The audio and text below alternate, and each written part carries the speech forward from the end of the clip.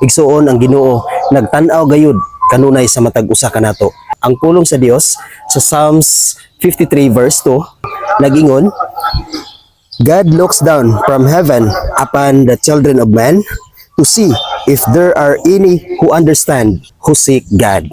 Mao na mga igsuon, bantayi gayud ninyo ang inyong kaugalingon.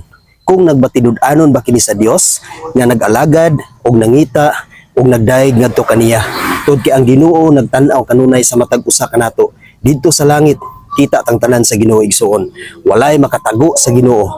Ang Ginoo nagtan-aw sa tuwa kung kita nagmatinud-anon ba kaniya or wala. Maong sa kanunay igsuon, padayon gayud kamo sa pagmatinud-anon, sa pagsimba, sa pagdaig ngadto sa Ginoo. Tod kay pinaagi na ang Dios mahimuot gayud kanunay kanato. Maong sa kanunay igsuon, ampo og salig ngadto sa Ginoo ug pagmatinud-anon sa kanunay ngadto kaniya. Amen. God bless sa tanan.